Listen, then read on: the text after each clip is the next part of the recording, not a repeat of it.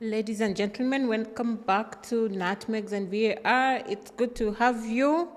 It's been a moment. We were still recovering from the weekend matches, and I am joined by Imran. Yes. Imran, I was earlier asking what was your biggest surprise of the weekend, and you didn't have any. I didn't have any. And I'm wondering why, because for me, I think I'll give it to City beating Liverpool at Anfield, because, guys, Liverpool is at home. They have a record over 100 years. Who wants to lose that? Of not losing home and away to Man City. Yes. I mean, even the players, I don't think sometimes the players aren't even told those things. Serious? They never really, like they're 100 years one. Not really. Yeah. You don't play for those records. You play for other bigger things. They play for pride, and I always feel like Anfield is one of those stadiums that when you're playing at, your mentality has to be correct because the noise is deafening. They will always be singing, "You will never walk alone," and then they end up walking alone. Yeah, it was that type of game. A very, very exciting game, actually. It was a really, really good game.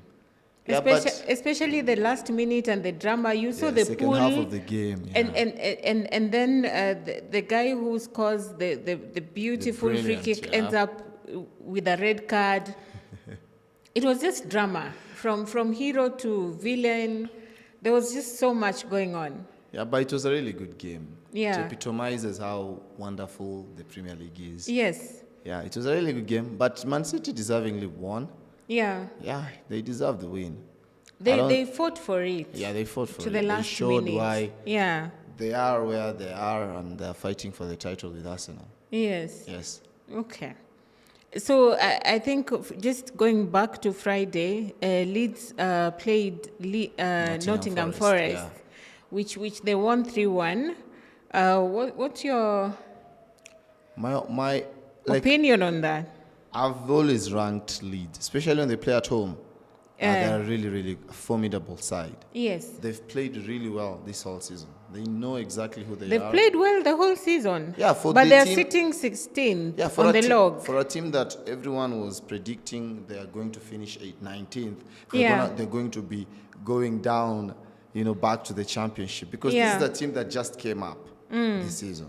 Yeah. And from what we've seen over the past few seasons, teams that are coming up from the championship coming to the Premier League, they haven't been able to cope with the intensity and the quality that the Premier League demands. Yeah. So they usually every single time they come up, they just go down immediately. They get relegated immediately. Yeah. But for Sunderland and Leeds, especially, Sunderland, they are literally overachieving. Yes. For a team like Leeds, that's a position that if you told them at the beginning of the season you're going to be sitting 16th with 13 matches you wouldn't to be played, they would have cut off your hand and be like, give us that. Yes. Because of how difficult the league is. And they very much know that. But talking about teams that get promoted, we've seen a Sunderland team that has given a lot of teams a difficult time. Yes. In fact, up to now, they remain the only team yet to be beaten at home. Yes. But against Arsenal, they could not pull off a good defense. Well, again, as you said, at their home. Because we played them at the Stadium of Light. Yes. We drew 2-2. They scored a last-minute goal. So when they play at home, they've been very, very good. Like, they're the best. They are unbeaten at home. I think they're the third best team at playing at home. Yes. And they're the third worst team playing away from home. Yeah. So the difference can be seen. And they sit ninth on the log, which is really impressive. Yes. For a team that just got promoted. Yeah. So when they played against Arsenal, they actually played really well.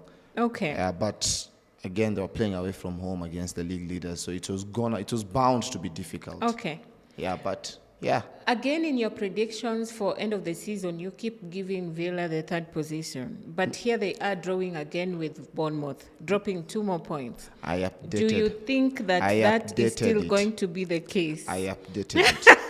I updated it. I'm gonna say that again. The update is now to what point? Where do you think Arsenal they are winning? Manchester City are finishing second. Liverpool are finishing third. Manchester United are finishing fourth. Aston Villa finishing 5th, Chelsea 6th. Let's go back to Liverpool. Do you think they're still third? Yeah, they'll finish third. I think they will. I think they'll go on a run. We shall come back to this conversation at the end of the season. Yes, we will. Or at some point when you change your mind. Yes, because I don't think for me, the way they're going, I don't think they're going to finish third. I think they will. I don't think so. Because even the game against Manchester City, they lost it, but they didn't look like a team that were going to lose it, you know? Really? Because the game was so compact, like it was very close. The margins were this close. Really? But eventually City just got the win. Because when you look at the free kick, when they scored the free kick, they're the team that was literally on the ascendancy. And they missed some really, really good chances with the Kitike. Yeah. You know? So, again, the game was of small margins and they lost them. Yeah. And that has been the their trend. season. They've been losing games, especially, or losing points at the last minute of like a lot of games. So seeing where they are right now and the sort of form that they have, I think it's gonna change, and they're gonna go on a run, like a good, really good run of wins. Yeah. Okay. Do you feel that Chelsea were very comfortable at Wolves?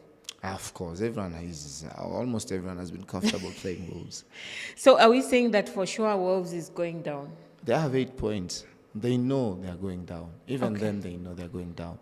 Okay. Yeah, they just don't want to go down being the worst team in the Premier League era, but they're going down for sure. 8 points, it's really hard for them to like. So we can consider Wolves gone? Yeah. And so we just wait to see. I know West Ham is playing Manchester United tonight. Yes. And what do you think about that game? How do you think it's going to be? I want to talk about that game. Mm-hmm. I think West Ham are going to draw versus United. I don't think United are going to go 5 wins in a row. Oh, really? I don't see it happening. Okay. Yes. So we need to come back tomorrow and see how that will have gone. For instance, United hasn't won that stadium ever. I don't think they have. Yeah, but the same United had not beaten Spurs in a while. Yeah, you've been breaking records, so yeah, I might as well do the same.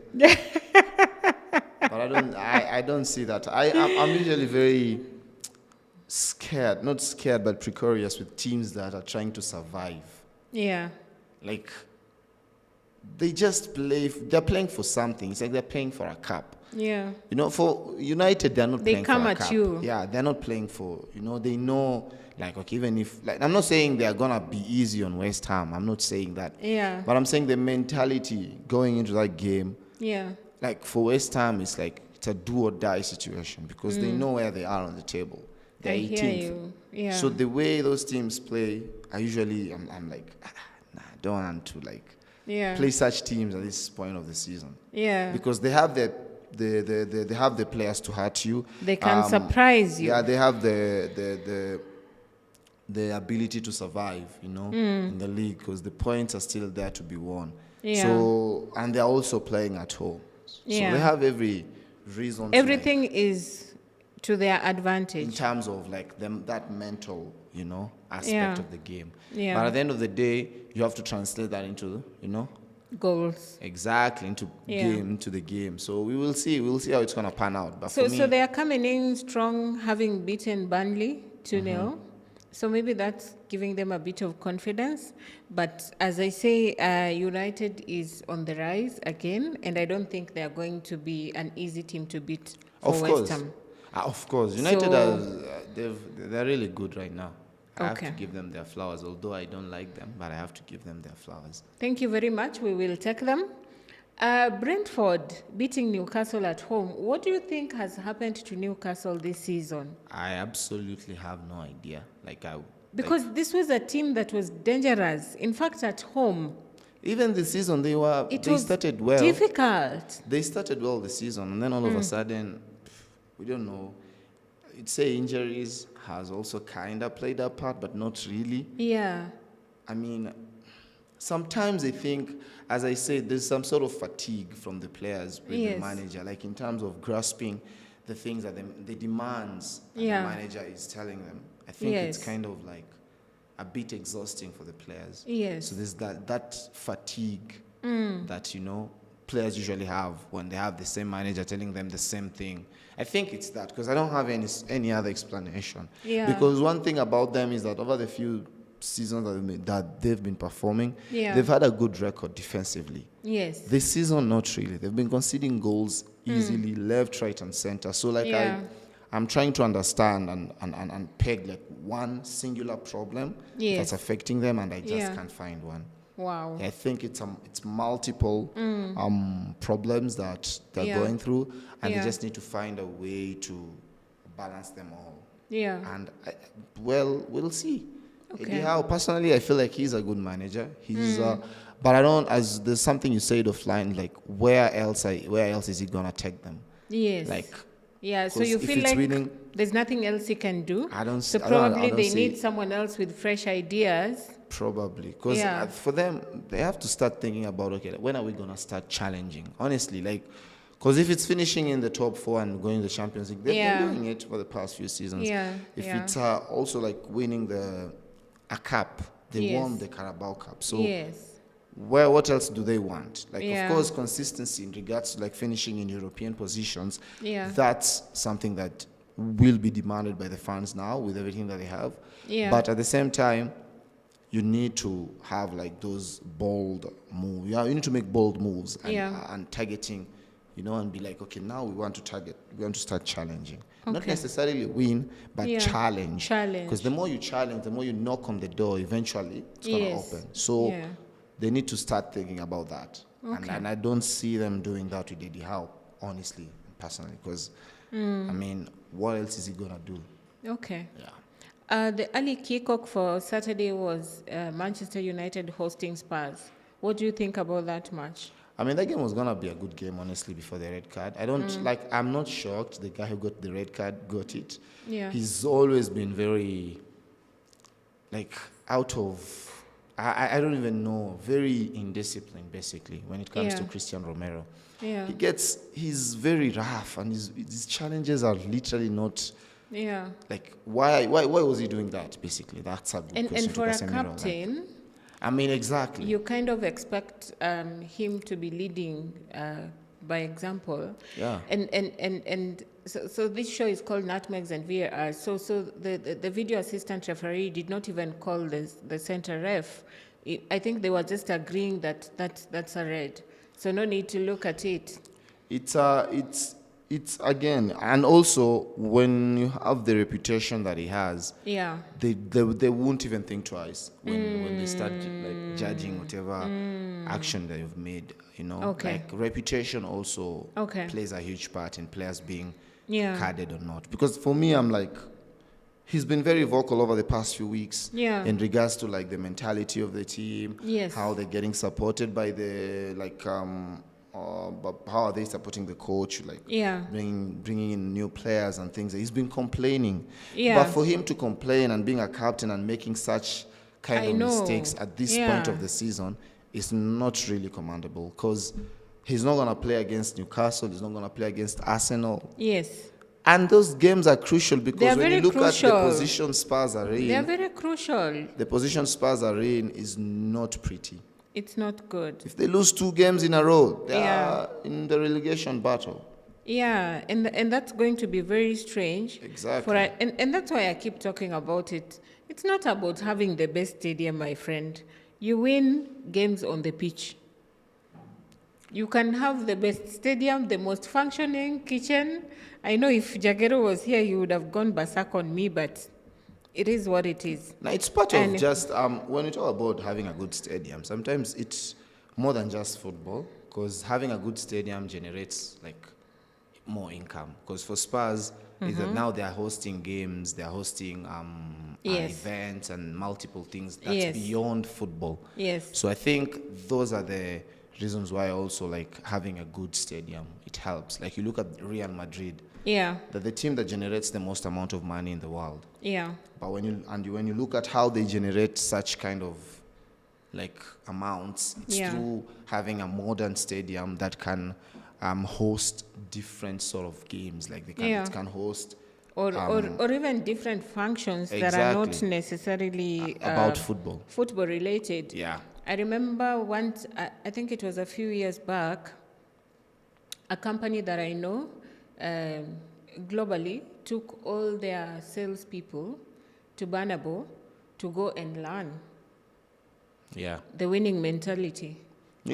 So I agree with you. Yeah, so about the stadium, like it's beyond just about playing. It's also to make the team because it's a it's a franchise. It's just not about football anymore. Nowadays, it's more than that.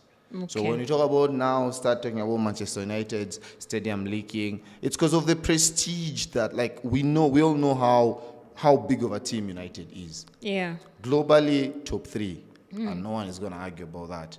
So, as such, a team as big as United, having roofs in their stadium that's leaking, it's very embarrassing. So true. I hope they get it fixed. They will. But that's why I believe they are fighting to get back to Champions League. Exactly. Because that gives you a lot more resources to work with. But tonight has a number of matches. You mentioned Leeds and how they go at teams, and they are playing Chelsea at home. Yes. They're playing Chelsea at the Bridge. Yes. How do you think that's going to go?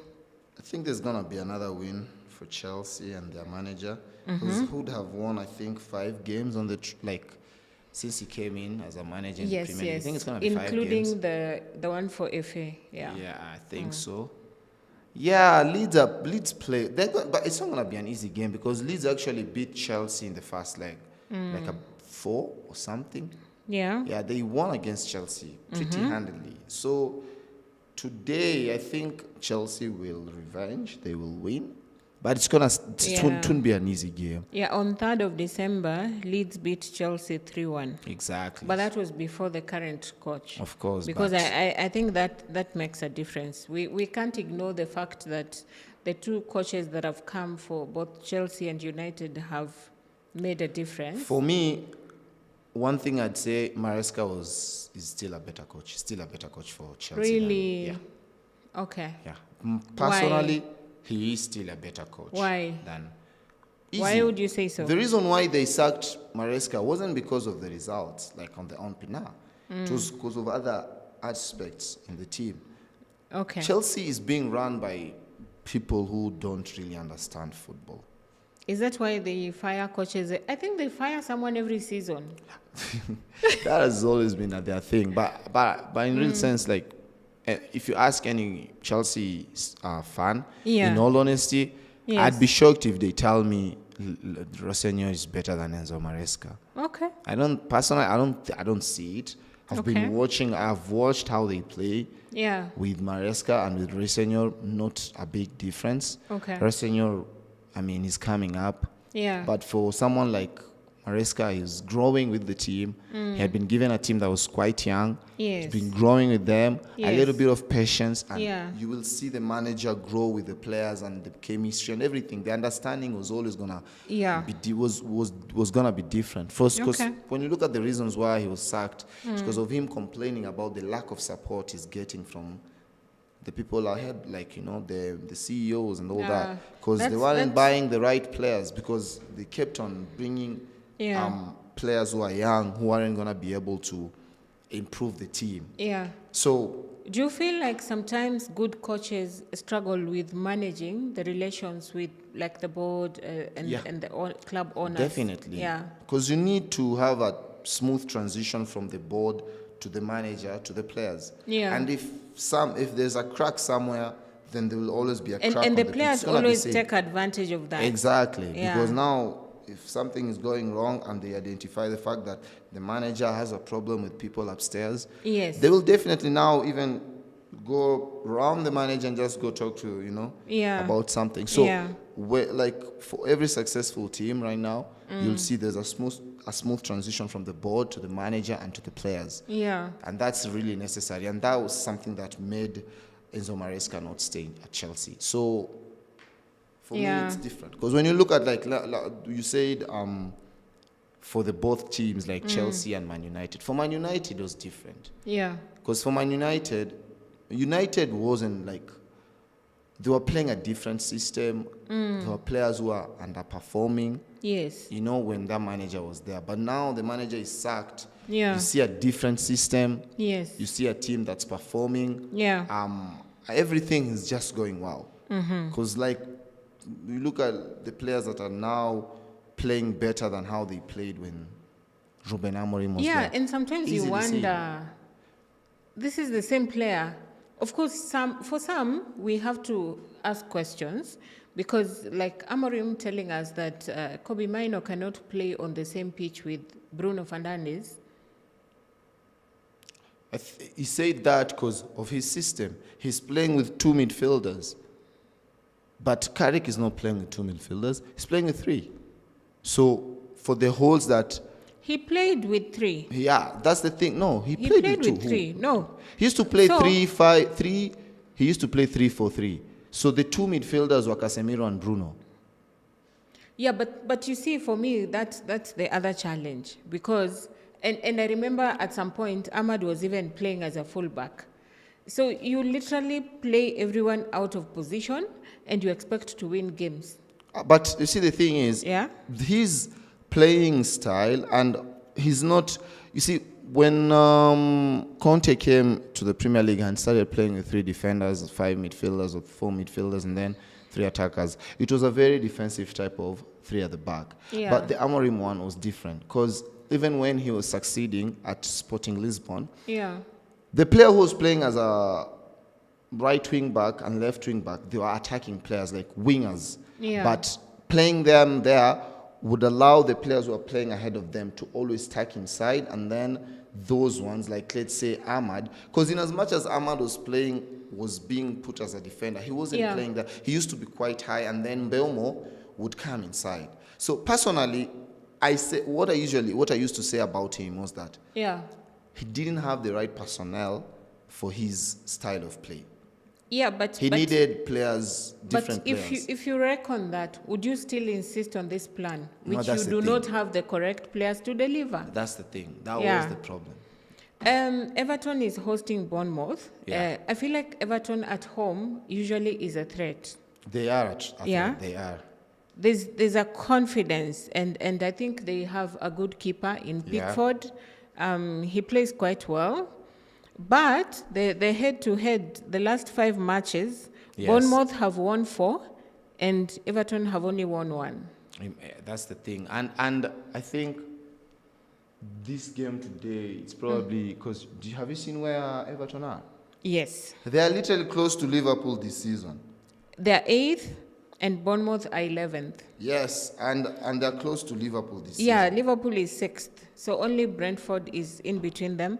And in terms of points, Everton is 37, Liverpool is 39. So 2-point gap. Exactly. So if they win this one, which I think they are going to go for, they're going to actually sleep at 6th. Yes, which is quite surprising. Imagine for Liverpool fans when they hear that, because Liverpool and Everton, that's a derby. Must say derby, so they've always been ahead of Everton. That would be very surprising. But I think today's game is going to end as a draw. I feel like Bournemouth are still like, they're a tricky team. Yeah. Bournemouth, sometimes you don't know You don't know what they're going to pull. Yes. I mean, they're a tricky team, but I think... But do you think that having lost... Semenyo was at Bournemouth, right? Yeah. Having lost Semenyo, does that impact their attack? It does. Mm-hmm. But they're a team that they know what they are, they know who they are, and they know what they want to do. They just signed... there's a new player called Ryan. Ryan for them. He's an amazing talent, and he just scored a really beautiful goal against Aston Villa. A game that they could have actually won against Aston Villa back in the weekend. I actually thought they were going to win. So they're a team that just knows plug and play, like plug a player and then they put a different one, and then the player is able to do something. So I mean, I see them drawing the game, but I wouldn't be shocked by any result. I wouldn't be shocked if Everton wins or Bournemouth win. I wouldn't be shocked, honestly. Either way. Yeah. And Spurs are hosting Newcastle. Spurs. We talked about a Newcastle team that has not been impressive this season. Yes. Spurs is struggling. How do you think this is going? Spurs, Newcastle, oh my goodness. Both teams are in the back. Like, that's a tough game. But I see man, I don't know. Newcastle is currently 12th with 33 points, and Spurs are 15th with 29. So if they allow Newcastle to beat them or draw, they're dropping even lower. Exactly. Because we talked about a Leeds team that is fighting, and Leeds is also on level points with them at 16th. Goal difference. So there are chances of Leeds, going above them, and then they drop to 16th. They are literally approaching the relegation zone. I mean, I absolutely have no idea on how that game would end. So for safety purposes, I'm going that draw. Yeah. Yeah. Okay. We talked about West Ham hosting United. Do you think that Aaron Wan-Bissaka is a factor? I mean, having been at United? Not really. Yeah? I don't think so. This game is bigger than him.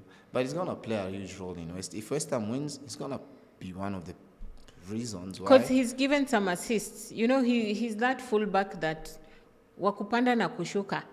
Yeah, he does that. Yeah. But that also has the opportunity to be caught, because United are pretty good at counter. Yeah, definitely. So I personally, he's not that big of a factor. Honestly. Yeah. I'm downplaying him today. I'll be shocked if he scores 2 goals tomorrow. But either way, I don't see it being a game that that really, really says, okay, Wan-Bissaka is not really. Yeah. I think United are going to be the team that will dominate the ball more. Yeah. And then it depends whether they get their goals. Yeah. And then Aston Villa will try and counter. Okay. Yeah. So Villa tomorrow will be taking on Brighton. I think this is going to be a win for Villa. They're at home. Yeah, I think so I don't think Brighton has enough spine this season. They've disturbed people other seasons, not this one.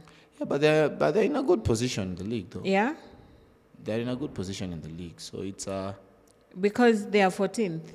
I mean, when you look at the amount of players that they've lost, and also, I'm not shocked. They're always there somewhere there. Yeah. But they'll be okay. Brighton will be okay, but I don't think they'll win tomorrow, though. Aston Villa will. Okay. Yeah. Manchester City will be taking on Fulham. Easy Fulham is a team that doesn't give up easily. Yeah, but City will win easily. City will win, I think they will win. Nottingham Forest to Wolves. This is like one team fighting not to go to the relegation zone, and one is already there. Yeah, one is already there. I feel like Nottingham will have this one because they're at home. I think so too. You know how we make team of the Forest and being stuck in the Forest? I think Wolves is going to be stuck in that Forest tomorrow. Yeah? And Sunderland hosting Liverpool.